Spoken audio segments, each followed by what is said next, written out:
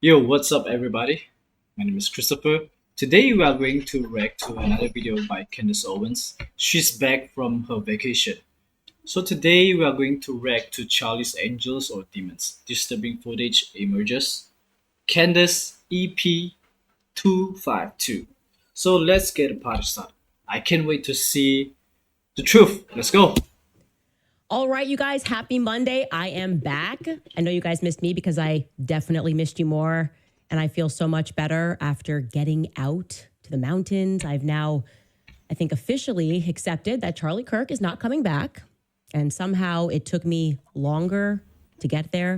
It took me longer to accept that fact than it did many others. Some people accepted it within just a matter of days. His quote unquote closest friends, his closest political allies, the White House, they all seemed kind of ready to move on so much faster than I was. And That's now it's looking like some people even may have accepted Charlie's death within minutes. There is a video that is currently circulating of his chief of staff, Mikey McCoy. It's going viral for a lot of reasons. We're going to go through that video and buckle up because I have an even more exclusive, never before seen video that I think is going to make your skin crawl. Plus, I have even more never before seen text messages from Charlie Kirk. Incredibly, Charlie Kirk did in fact know that turning point was going to be the death of him, and I have proof of that. He also knew that I was the only, I have proof of that.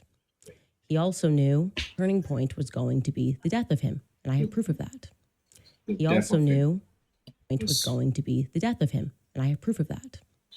He also knew that I was the only person who was going to step up to defend him after he was gone. That sounds crazy, but it's the truth. So let's get started and welcome back to Candace. What do you think, guys? If you have any opinion on this or any suggestion, let me know in the comment section. I would like to know. We are all investigating this thing. Okay. So here is where I was. I went to Wyoming to breathe, to hike, to listen to way too much Kanye West music. I absolutely love the mountains. I am a mountain person, so to speak. Wyoming is, in fact, my favorite state in the union. And it felt fitting also because the first time I ever visited Wyoming, I was with Charlie Kirk. I then visited Wyoming many times thereafter over the years. And he was the last time I went to Wyoming, I was with Charlie Kirk. It was the last person I visited with. And it was for, ironically, Foster Fries's funeral, who was a big time donor to Turning Point USA, still is, I believe. Charlie, I was thinking out there and remembering, paid for my flight to Wyoming. I had to get there very quickly because I was doing Joe Rogan's podcast. It was huge. I didn't even know what the Joe Rogan podcast was at that moment. That's how I was so not politically inclined at all. And he's like, this is the biggest podcast. You got to do this. I completely bombed it, by the way. I was so nervous. I think I said like about 3,000 times. But then I had to very quickly get over to Wyoming because Kanye had invited me to his album release party. Wow. And again, ironically, where he held that album release party would be where years later, Foster Friess would have his funeral. And so Wyoming felt fitting. I fished while I was out there. And so I want you guys to know another fun fact about Charlie Kirk. He hated fishing while I was out there. And so I want you guys to know another fun fitting. I fished while I was out there. And so I want you guys to know another fun fact about Charlie Kirk. He hated fishing. He absolutely loved the mountains. He loved hiking. He was quite the athlete, but he hated fishing. It just was not his thing. In the same way that golf is just not my thing. Fishing was not his. And this photo that I'm about to show you makes me laugh because we were in British Columbia fishing. And here's a photo of me and Charlie. And I was so excited about this catch. Charlie's eyes are closed here. And as soon as, I think it was Don Jr., it might have been Corey Lewandowski, hit flash, took the picture, Charlie just went, ugh. I don't know why you guys like this because he was too hyperactive. He always wanted to be planning and doing a million things at once. And fishing takes time. You got to set the bait. It's now been 47 days since my friend Charlie Kirk was executed in front of the world because that's what it was, a public execution. And call me crazy. Many people do. But I was so clearly deluded in the immediate aftermath of his death that I was operating under this function. I mean, I truly believed that I would be fighting for answers to what actually happened on 9/10 alongside Charlie's inner circle. I thought the band maybe was going to get back together. We were all going to maybe be on a group chat. Me, Tyler Boyer, Andrew Colvett, Stacey Sheridan even. If you're wondering who Stacey Sheridan is, by the way, she's the one who's holding the camera when Charlie's casket is being escorted off of Air Force Two. She's like the chief money person. Even if you're wondering who Stacey Sheridan is, by the way, she's the one who's holding the camera when Charlie's casket is being escorted off of Air Force Two. She's like the chief money person, essentially, at Turning Point USA. She was brought in to reel in the big donors. I remember exactly when that happened. All of those people, by the way, were actually brought in by Tyler Boyer. He's a very important character in the story, but we're going to get into all of that tomorrow. The point that I'm making here is that I had assumed, clearly wrongly, that we'd all maybe be on a group chat communicating, raising hell and demanding answers from the feds, from the police, from the White House even. Certainly, at the very least, pointing out the very many holes in this story. And if any one of us had the audacity or the desire to carry on Charlie Kirk's show, that would be the appropriate venue for asking those sorts of questions. But no, I was wrong. Silence. Silence is what we were met with. In fact, I am told that these people believe the official narrative. Lone shooter. No one else involved. Just a crazy guy with too many pronouns in his bio. Hey, 1963 called and they want their narrative back. All that's missing from the story is a grassy knoll, right? Just need a grassy knoll. Anyways, back at headquarters, I am told it's business as usual. And it's kind of giving me like, I don't know, LBJ when he gets sworn in that famous picture. Unfortunately, sworn in. Unfortunately, of course, he's sad in this photo. Gosh, he's obviously not wanting to be the president of the United States. JFK was shot and killed. And now LBJ has to step up, unfortunately. But I got to be honest, I wasn't there. I don't think LBJ was actually that upset. I don't know why. Vibes. The vibes just aren't vibing for me in that picture. But maybe he was. Maybe the truth is that LBJ simply, to use an expression, had his wits about him. And JFK had a plan. Like in the event that he had been horrifically assassinated in front of the world, JFK maybe had a succession plan. Now, if these terms I'm using here sound familiar to you, it's because they should sound familiar. It's the exact terminology that was utilized by Pastor Rob McCoy just 4 days after. That was utilized by Pastor Rob McCoy. Sound familiar? It's the exact terminology. If these terms I'm using here sound familiar to you, it's because they should sound familiar. It's the exact terminology that was utilized by Pastor Rob McCoy just 4 days after Charlie was murdered. In front of his congregation, he spoke about Charlie's succession plan that he was somehow privy to. I don't know why, but he knew 4 days later and announced to the world that Charlie indeed had a plan. Take a listen.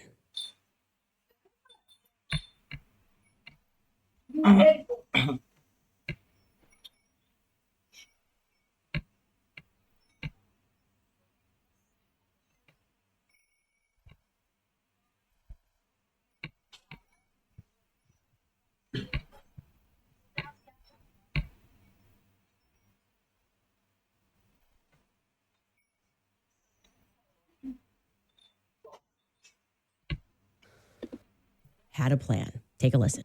And announced to the world that Charlie indeed had a plan. Take a listen. Everyone's worried about the leadership of TPUSA. Don't. He was wise enough at 31 to put together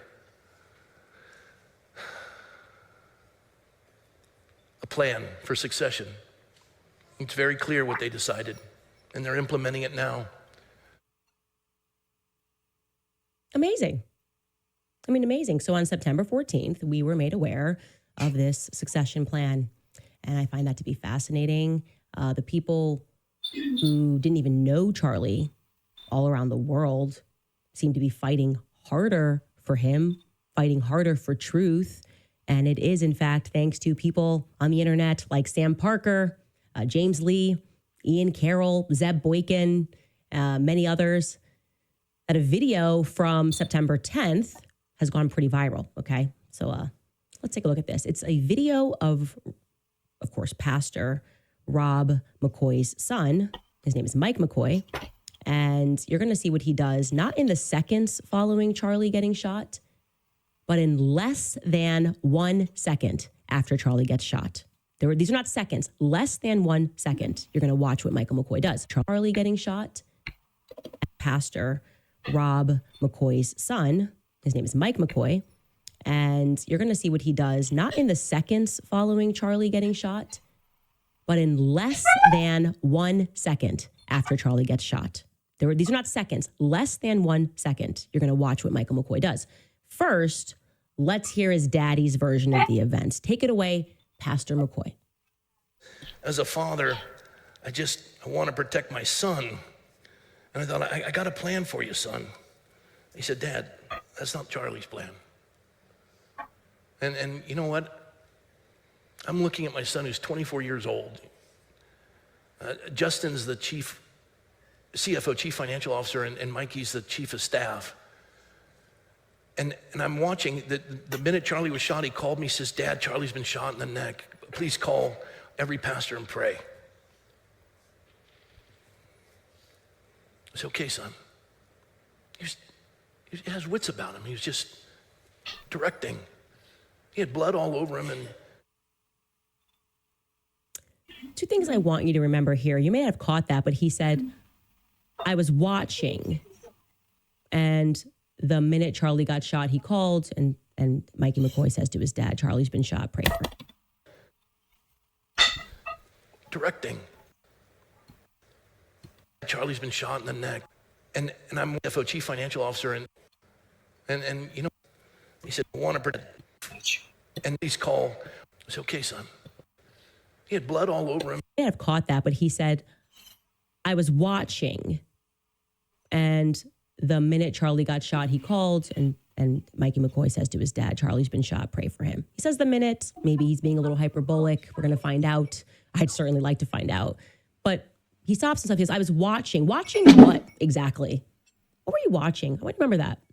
It's rubbing me the wrong way. And I'm going to tell you why that's rubbing me the wrong way in a little bit. But the bigger thing is that he says Mikey had blood all over him. Except Mikey did not have blood anywhere near him because Mikey was behind the...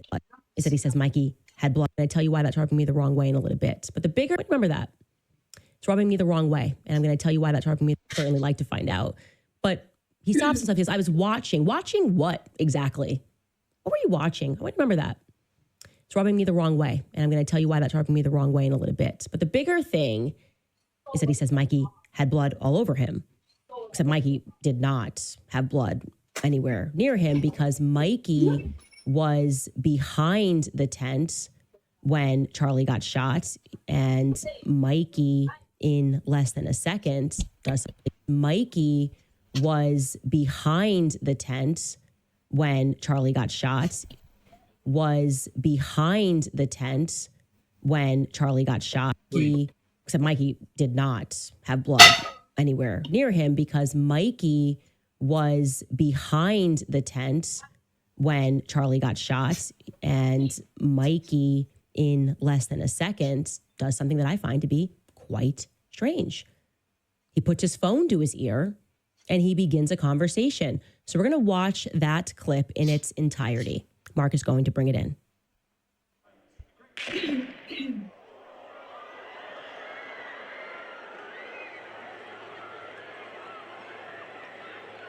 Oh my goodness.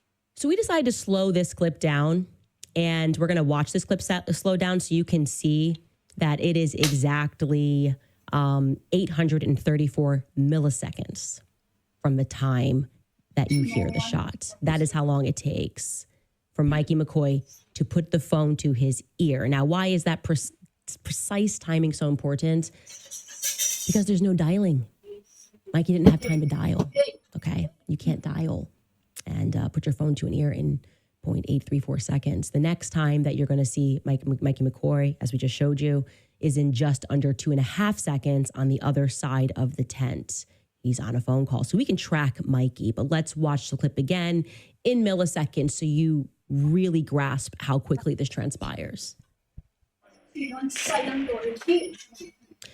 So when this clip was brought, Whoa. so when this clip was brought, Oh my. so when this clip was brought, so when this clip was brought, so when this clip was brought,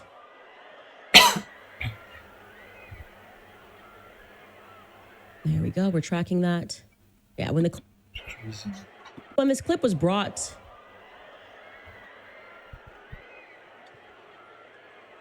there we go. We're tracking that. Yeah, when the clip was brought to my attention, I obviously have a file, I have a big folder of files of every angle, and I decided to track Mikey from every angle available to see, like, maybe we just missed it, and he did at some point put that phone down, dial a number, speed dial, hold down one. I don't know. Maybe we missed it because that seems automatic, right? 0.834. That seems pretty quick. And no, he doesn't do that. We even have him in front of Charlie's car when Charlie is brought to the car, the waiting car rather. He is still on the phone. I can show you the clip of that. Take a look at this. Don't worry, we'll slow it down for you. See him take a look at this. The waiting car rather. He is still on the phone. I can show you the clip of that. Take a look at this. Don't worry, we'll slow it down for you. See him in the background with the backpack. It's Mikey McCoy. Okay. So what are we to make of that? The only logical conclusion that I can come up with, and many others, because I've pressed, I said, play devil's advocate. I want you to advocate for Mikey McCoy. I want you to play lawyer, and you are representing your client, Mikey McCoy. What was he do? How did he do it this quickly? No one could win this game. The only logical conclusion that we come up with was that Mikey was already on a phone call at 12:23 p.m. By 12:23 p.m. He was already on a phone call. So I said, let's go back a little earlier in the footage and see if we can find when he actually maybe dials onto the phone. Maybe we can see him pick up the phone and begin a call before the shot takes off. And then after beginning that call, if we're following this logic, that would mean he puts his phone down until Charlie gets shot. And down until the call, if we're following this logic, that would mean he puts his phone down until Charlie gets shot. And we were able to find what we think could be that moment. And I can tell you that it is 1 minute and 45 seconds approximately before that shot goes off. And we can watch that here. You see Mikey's on his phone here, and you're going to see he pulls it up and he starts to cover his ear again. Now, that could be unrelated. Again, we're taking a guess here. That's what made the most sense to us because we couldn't justify it in any other way. And I want to be clear, we're not here to make assumptions, okay? And we wouldn't have to make any assumptions if Turning Point USA could just tell the truth. They could just be open and they could be honest about everything. Okay, I obviously went out to both Mikey McCoy and Andrew Colvett for a statement, asked those two questions. Hey, who were you on the phone with? What's going on here? No response. Weird. Because if that was me and I saw clips going viral and people were drawing conclusions from that clip, thinking that I was already on the phone, thinking that my reaction was weird, I would instantly hit back. I'd say, here's my call log. You want to know who I was on the phone with? 911, obviously. I was freaking out. I called 911. I didn't know what I was doing. Here's my phone. Here's my whole call log for that day. I called 911. I didn't know what I was doing. Here's my phone. Here's my whole call log for that day. But this is, I don't know. I guess we live in a world where that doesn't make sense. I would have issued a statement to dispel any rumors, but they have not. Here's what I want to say, and I honestly, I understand I'm preaching to the choir here. Everything about this is wrong. You know it, and I know it. But I actually know it better than most because I helped build that organization. And that's why I am almost the perfect person to discern what is normal and what is abnormal in terms of what happened at that college campus event. In fact, when I did my tribute to Charlie, this is unbelievable. Remember, just after he died, I posted a video to my friend Charlie Kirk, and I shared a clip of him at a college event, and he and I were laughing, and I'm going to show you that clip in a second. And I said, I don't even know which college this is when I showed the clip because I didn't know what college it was. And unbelievably, it was UVU. I kid you not. Let's rewatch that clip. If you aren't wealthy, white, and male, Charlie Kirk is not your friend. What do you think? Not my friend anymore. Are we not friends? Is Is that right? Find out. Is I'm going to find out. A sign outside of a thing, an event that we just did. That you're not my friend. Go figure. It's unbelievable that of all the clips we picked that, and I had no idea it was UVU. The point is that I hit college campuses with Charlie Kirk for 6 years. I don't believe that there is a single living, breathing person who has spoken at more college campuses alongside Charlie Kirk than me. So I knew that things were weird when I saw first and foremost, the camera guy, the one who takes down the camera. Seeing him lingering alongside Charlie at the event flagged me as weird immediately. Okay. That's why I reached out when people saw him taking down the camera. I said, what is this? Why are you here? Literally, why are you standing next to Charlie? I've never at any college event ever in 6 years had that man standing next to me at an event. Okay. Sometimes he wasn't even there. Other times, of course, when you are in AV, your job is to event. Okay. 6 years had that man standing next to me at an event. Okay. Sometimes he wasn't even there. Other times, of course, when you are in AV, your job is to be somewhere quiet. Your job is to have on like headphones to make sure the audio is good. Maybe the idea that they're miking, the person running a company is miking you up is completely absurd. I didn't like it. It felt new to me. And you know what? When I called him, things got pretty weird. He acknowledged that a lot of new stuff was happening on that day. And I inquired to him immediately about the subtle changes that I recognized. And the thing that struck me as wrong was that he lied to me. I don't know why he was lying to me, but a lot of the things that he said didn't make sense. And I'm going to speak more thoroughly about what it was that he said, because obviously I recorded the phone call. I, of course, asked him why he took down the cameras so quickly. I asked him to, first and foremost, simply show me the footage, because that's all I wanted to do. I'm thinking, again, we're all going to get the band back together and solve this murder. And he got weird. He got really weird. I said, I just want to see the footage so I can debunk. I know that you don't want to put more footage out there. That's fine. But just show me the footage so I can debunk all these internet conspiracies that you were hiding something. I was not suspicious of Turning Point at all, actually, when I called. And I asked him, again, what's the reason? What's the reason for taking down the cameras quickly? Why hasn't the footage been released? Let me see it. And he told me that, he had spoken only to Erica and the feds that he had regarding the footage, that is. He specifically told me that, as I said earlier, that he had secured that footage because he wanted to prevent Erica, as I told you, from having to relive that moment. And that made entirely no sense to me. I told you guys, because we all can watch Charlie Kirk be murdered over and over and over and over and over again. So how are you sparing any emotions here by taking down the back footage? And then it made even less sense to me and appeared to me as a lie once I saw the footage on FaceTime, when I realized that there was no blood on Charlie. So it was the least traumatizing footage of all. Why be so secretive about it? He then told me that he needed to speak with Turning Point lawyers first to see about releasing the footage. I said, okay, fine. He told me that he needed to speak with Turning Point lawyers first to see about releasing the footage. I said, okay, fine. I let him take a couple of days off, and then we got back on the phone. And I said, look, that's kind of a BS excuse too, because you run your own company and the footage is owned by you. He then said, okay, yeah, I do own the footage. I just wanted, just coordinate, check, whatever. Okay. Kind of a lie number 2-ish.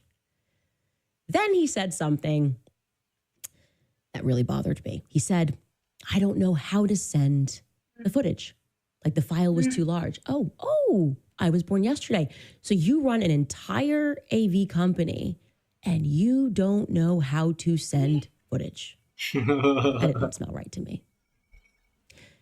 It got even more bizarre. He told me, and this is when I was extremely uncomfortable. He said, after I offered, you can just use WeTransfer. He said, I don't want to just send the footage over the internet that's behind Charlie's head because I'm worried that Google might hack me.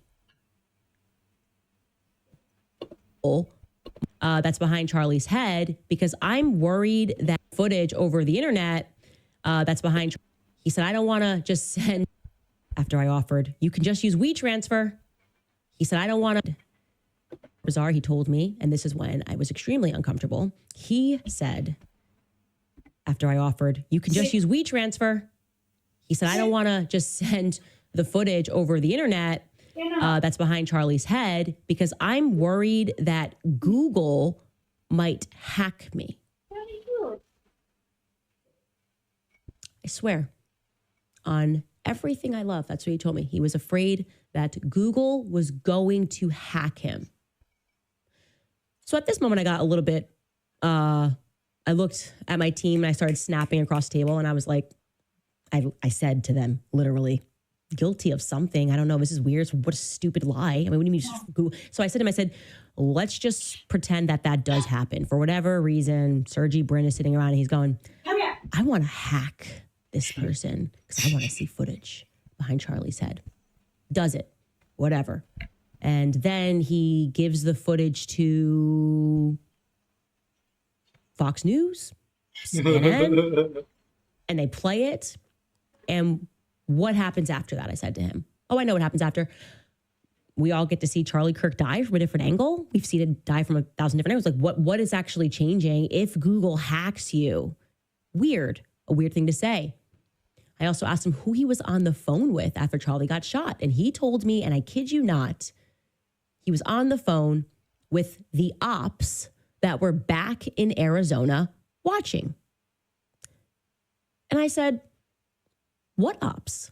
We don't have people back in Arizona watching when we do college campus events. Is that something new? He said, yes, it is new.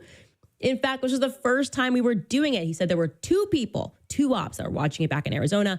And he told me that the reason that they were doing it was because, Candace, he said, Charlie, he was so ambitious and it wasn't fast enough that it was all being live streamed. He wanted people to live cut the clips so that they could be the first people to get it on the internet. He didn't want to, he's like, not even a second to be wasted.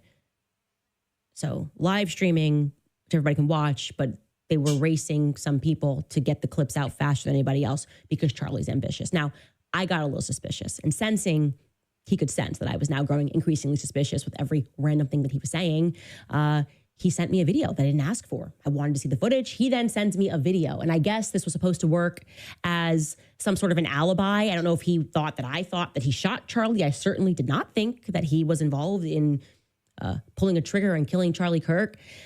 I actually don't know why this video, I don't know what this video could. I certainly did not think that he was involved in pulling a trigger and killing Charlie Kirk.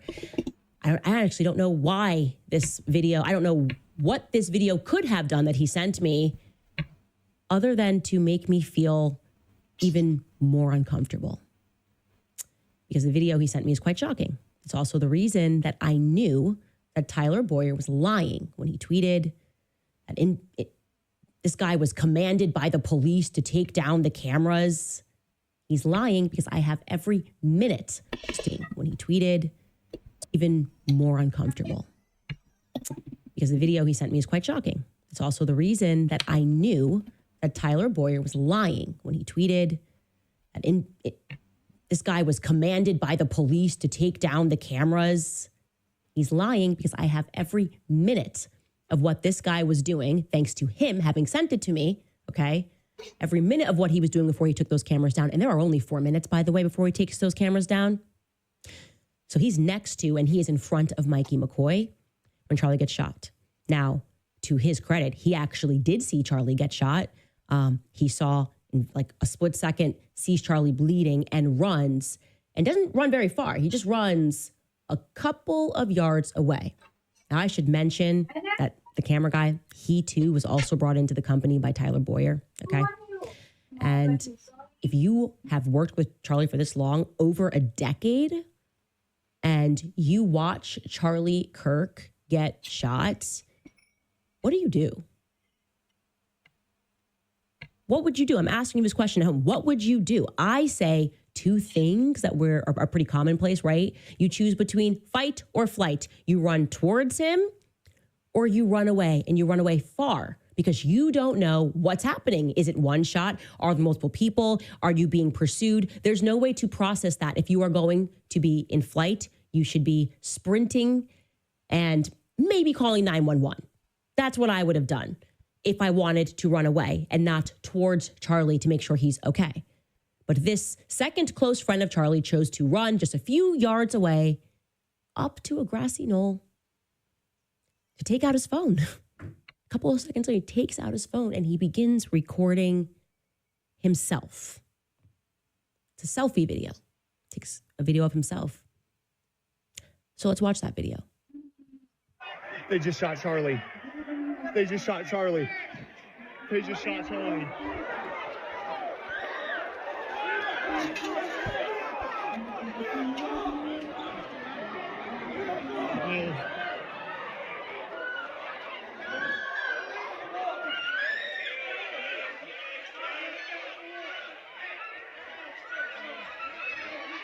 They just shot Charlie.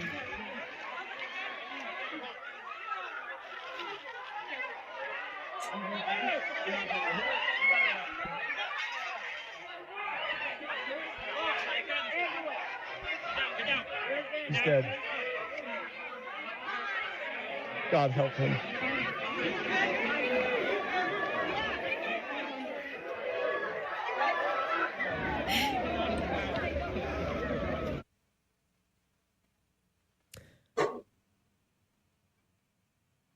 That's the first time it was announced, actually, that Charlie Kirk was dead.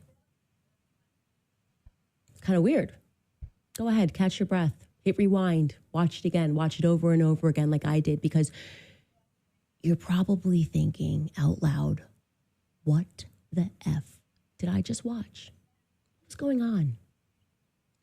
What were Charlie's closest friends and allies and the people that were going to carry on the torch doing? Picking up phone calls that they were already on, and filming themselves and prematurely announcing when not a single person could have known that Charlie Kirk is dead. Less than a minute. Declared dead. No instinct to run towards him. No instinct to run further away, maybe because you got to backtrack and go get the cameras a minute after this ends is when he goes and gets the cameras, okay? Rather, let me record me and my reaction, which doesn't actually feel to me to be too distraught, okay? In fact, if this is one of those videos that made me so upset that I was like mad at other people, you know? Like I was like mad at Savannah. I saw Mikey McCoy's reaction. Now I'm looking at this guy's reaction. I'm like, Savannah, like one of the homies. I get assassinated. You film yourself. I get assassinated. You're talking about my succession plan. A couple of days later, I get assassinated. You're lying about little things about me. Everything Turning Point is doing is wrong. And you know it's wrong. You know it's wrong deep down. And I want to say this because there has been a lot of reading in between the lines. It's strange to me. I think I'm a very direct person and I say what I mean. And I do not want people to mistake what's happening right now or to wrongly assume my intentions here. So allow me to be very explicit, okay? I want war with all of you, okay? All of you. And there's a reason. I'm going to get to that reason in a little bit, but I want war with all of you. So write your articles, issue with all of you. Allow me to be very explicit, okay? I want war with all of you, okay? All of you. And there's a reason. I'm going to get to that reason in a little bit, but I want more with all of you. So write your articles, issue your statements, email the White House, reach out for comment, okay? Say whatever it is you want to say about me. I want more with all of you. Because I know this isn't right. And there is no way you are going to convince me and the rest of the world that all of this is normal. We're not just going to keep on going. All of this is normal. Convince me and the rest of the world that all of this is normal. We're not just going to keep on going and jump into a succession plan We're going to figure out what the hell happened on September 10th first. We're not just going to keep on going and jump into a succession plan. We're going to figure out what the hell happened on September 10th first. And I'm going to tell you guys, Charlie had a vision. We'll get to that after a few ads. What's better after 50 when?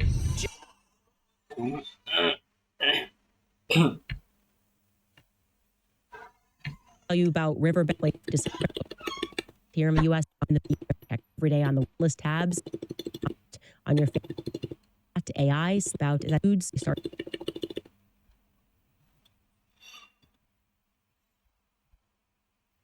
Guys, what do you think, guys? It's crazy, man. I don't know why. If you have any comments or opinion, let me know in the comment section. I would like to know what you're thinking about this. Honestly, the camera guy, I don't buy it. Ever since Candace Drive has been fighting to make Americans healthy again. Candace exposed that he was like taking the camera down a few minutes after Charlie Kirk got assassinated. I was like, why the first response, why the first action was to take the camera down? You don't, why you have a lot of things to do, why camera? It's crazy, man. It's crazy. I don't buy it. I don't buy that guy. DriveHealth.com with promo code I don't buy that Candace. guy. Now it's time to share private messages. You know what's so funny to me is, I don't know, I feel like they are now steeped in psychology for toddlers. It's so obvious what's coming down the pipeline. The things, oh, it's not appropriate to share private messages unless we do it. Unless we're up on stage talking about private conversations and making stuff up that definitely didn't happen. I mean, I think it was actually Pastor McCoy's speech. Charlie wanted me to lead the next movement. Charlie told me I'm America's pastor, he said. Yeah, I'm sure he did. I'm sure he called you America's pastor. And so, yeah, I will be doing whatever I want to do until the truth is told about what happened on 9/10. We should start with Josh Hammer, by the way, because he really has now become the king of defying no stereotypes.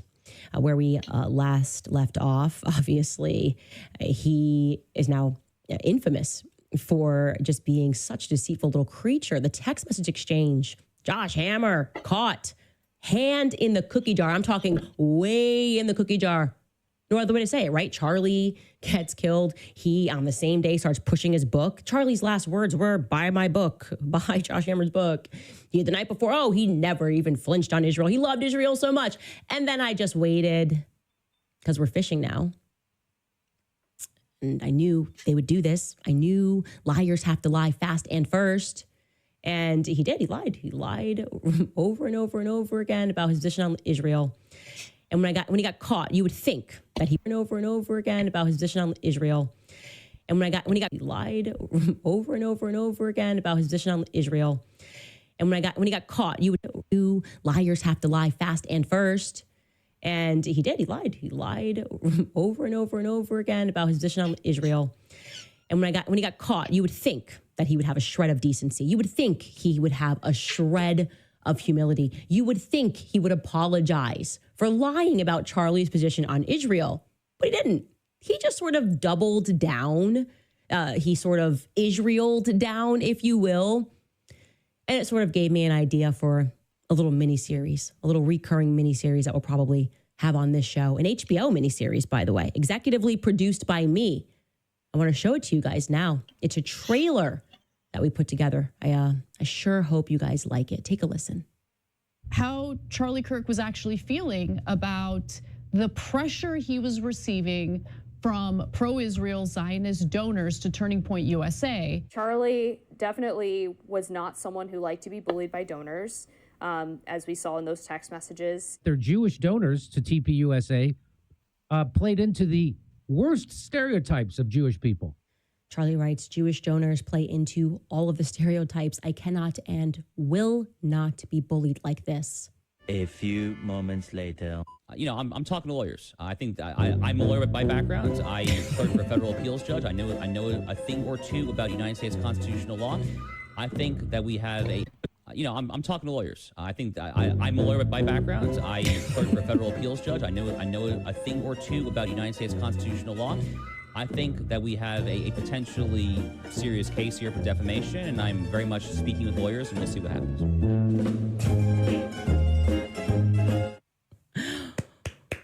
Well done, Joshy. Well done. Very good, Joshy. Try your best to curb your Zionism. I know it's hard, but do your best. Too funny. Also, I want to shout out John Miller on X. He made me laugh. I mean, I was really laughing when I saw his tweet about Josh Hammer threatening to sue me. He just wrote this, and it said it all. He said, they really trying to make us believe this is the good guy. LMAO. I mean, come on. Yeah, I mean, he just looks like a Bond supervillain. That's just what he looks like. And by the way, that's a lot of words to say what I always say. Like, we don't know, but we know. And on Josh Hammer, yeah, we know. You're not the good guy, okay? You have to believe in your gut. I keep telling you guys over and over again, your gut matters more, right? Your subconscious picks up on things before your conscience does.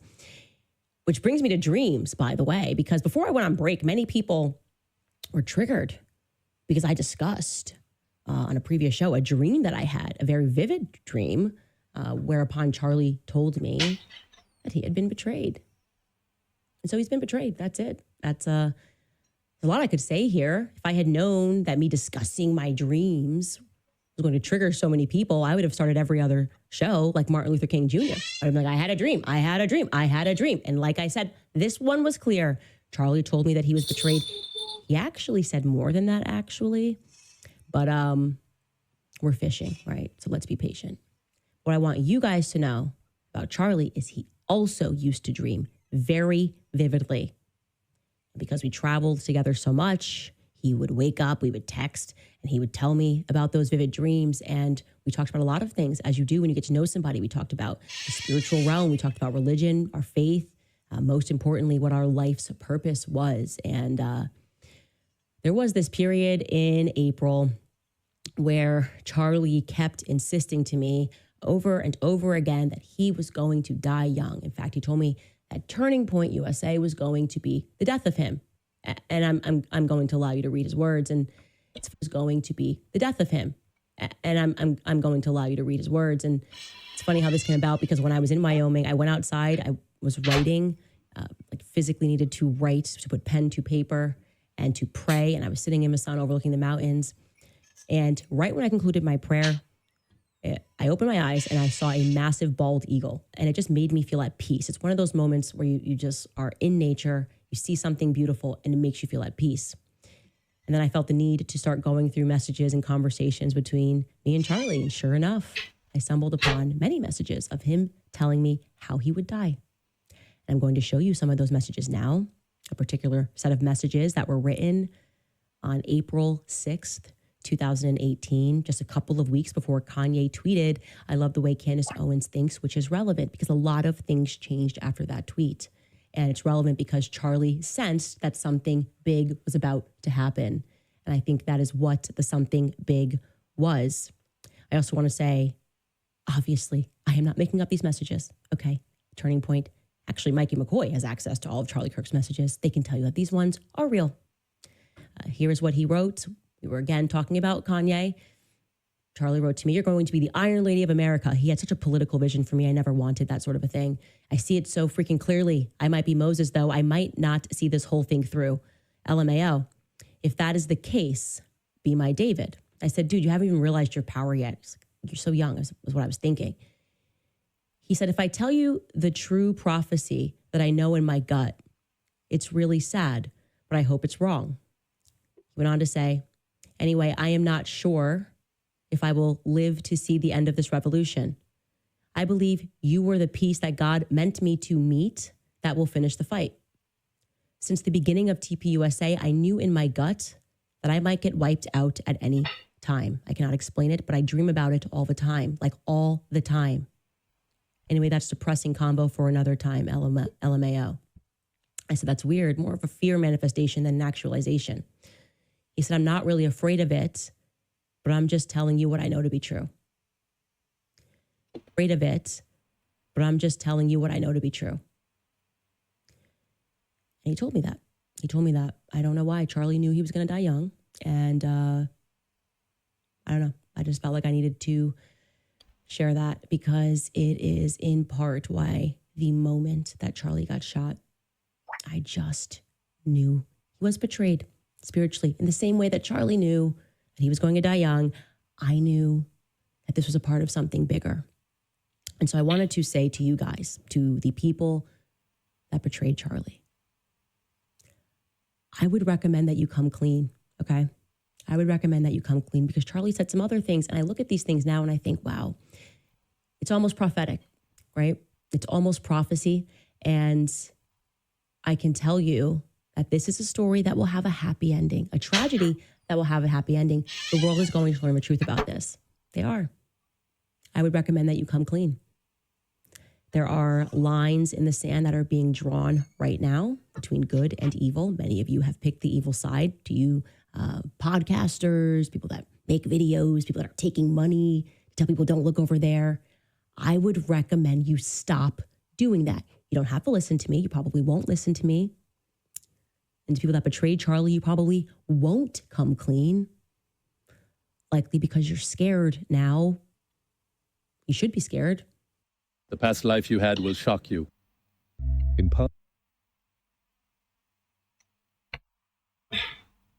Scared now, won't come clean. Likely because you're scared now. You should be scared, but you're the wrong kind of scared, okay? Fear of God is the beginning of wisdom. There is more. This is not it. I'm aware of that. That's why I've chosen to be on the side of goodness and truth, no matter what the cost is. I've picked my side. I don't care about any of you. I can't wait to read your articles after this, okay? That's breakfast for me. That inspires me now. Can't wait to read your loony tweets. I can't wait for you to lie about things that I've said. I cannot wait because you know what? On a hike that Charlie and I were on in Wyoming one time, we were discussing the death penalty. Like he was asking, like, what's your position on the death penalty? And I told him, I've always been against it. Penalty. Like he was asking, like, what's your position on the death penalty? And I told him, I've always been against it. And typically that's a theological conversation. Christians go back and forth on it. Do you have a right to take a life? Typically that's a theological. And I told him, I've always been against it. The death penalty. Like he was asking, like, what's your position on the death penalty? And I told him, I've always been against it. And typically that's a theological conversation. Christians go back and forth on it. Do you have a right to take a life? I'm on the side that no, we don't have a right to take a life. But my position on it isn't even entirely theological. I said to Charlie, the reason I'm against it is because death is easy. You're here and then you're not. It's like falling asleep, right? You're here 1 second and then you're not. Think about passing out or fainting. People that commit grave evil and we're giving them death, that's it. Yeah, I always say they deserve more than that. And for people that are involved, the many people that are involved in this, not the lone shooter at different stages, people that are involved, people that know things, that are watching this, maybe in an office cubicle and know things. I want you to know that if you choose not to come clean, you are about to become very famous, okay? I am talking like through the ages famous, the kind of fame that most people cannot even comprehend. I cannot comprehend that level of fame. Like I'm talking about the level of fame that can kill a name. You know what I mean? Like nobody names their kid Judas anymore. Nobody names their kid Adolf anymore. I'm talking about that level of fame. Infamy. So I'd come clean. I think there's a way out for you if you come clean and you get with God. Anyways, I'd like to say something in finality to the many of you who would like to shut me up, who have been trying very hard to shut me up. No, I think I'm going to go ahead and be Charlie's David. I'm not going to stop talking about Charlie Kirk's death. In fact, instead of trying to make me shut up, you should do something else. I think your time would be better spent trying to stop the sun from rising. You'd have more success if you spent your time trying to stop the sun from rising than trying to get me to shut up about who killed Charlie Kirk, because he knew he was going to die, and he knew that I was going to be the person that had the spine to stand up for him. What he didn't know, I don't think he knew, was that millions of people around the world who maybe don't have a microphone, okay, who maybe don't have a podcast, who maybe can't write articles for the Daily Mail, are standing by him, are standing on the side of goodness. And we are going to see this thing out. And like I said, there will be justice, not the fake kind, not the Tyler Robinson kind, actual justice. We'll take a brief break here, and then we'll get to some of your comments. All right, you guys, jumping in to tell you about the wellness company, because it is a... So guys, what do you think right now? It's crazy, man.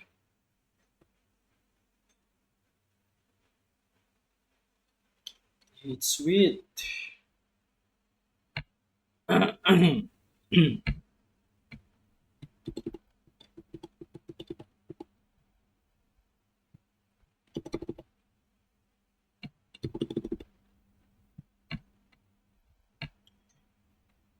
If you have any questions or any suggestion, make sure to let me know in the comment section. Oh, I spent time setting a lot of bait already. Thank you for all the people that supported this. You guys can go to makehimasandwich.com if you would like to support me. And this is an amazing book. I wrote every word of it. It's the first time that we took it out of a publishing house, which feels amazing because I think that's the future as well. Decentralization, publish your own books, because the publishers also have a lot of power in changing history. And so I wanted to say that. Getting into some of your comments here, Ian Carroll writes, fishing this.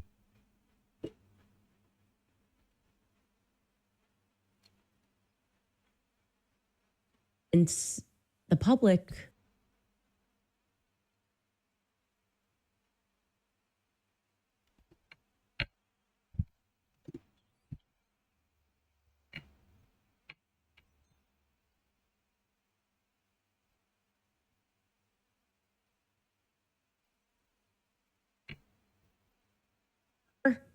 and you don't record yourself, right? Or you go run towards your friend and you help. In fact, the only person, as Ian Carroll pointed out in one of his videos, and you should sign up for, subscribe for Ian. Nobody knows. You don't know where the shot's coming from. You don't see him get shot. The first thing you make sure you're safe. And then Frank Turk kind of crawls back toward me. Okay. Right. We don't know, but we know has become my favorite phrase. Look, Charlie didn't know that he was going to die young from the moment that he started Turning Point, as he said, but he knew, and he was right. So go with your gut, believe in your dreams, right? And when people try to mock you and tell you not to listen to them, not to trust your gut, know that those people are working for the devil, literally, okay? They want you to think that this life is it, and this life is not it. So get right with God and tell the truth, and we'll see you guys tomorrow.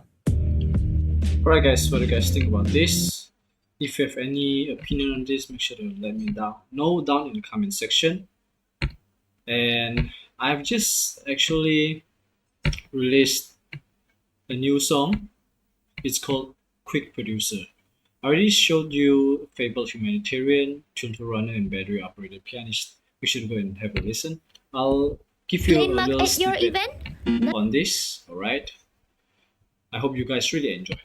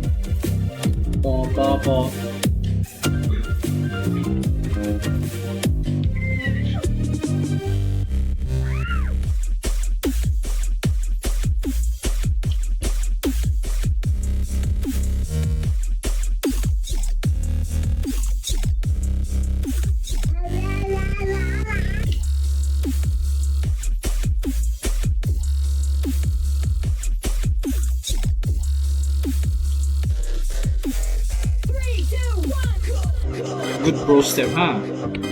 another one, Fable Humanitarian. I'll be going here. Okay. I'll show you the second part.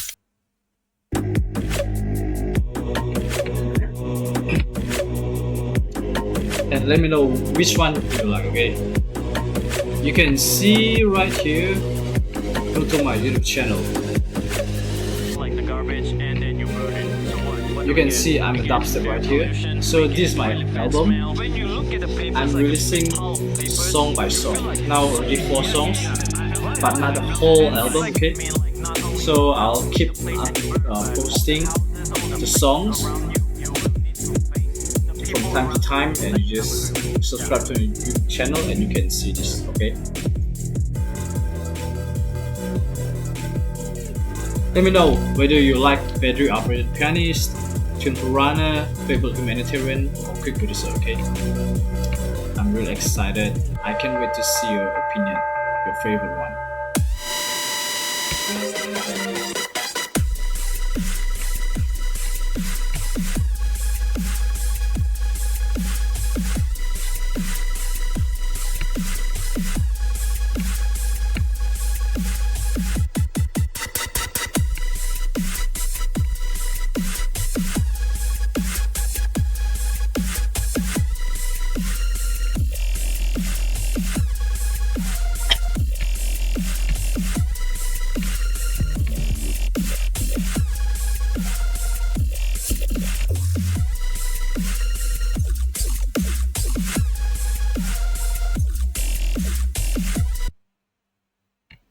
No way.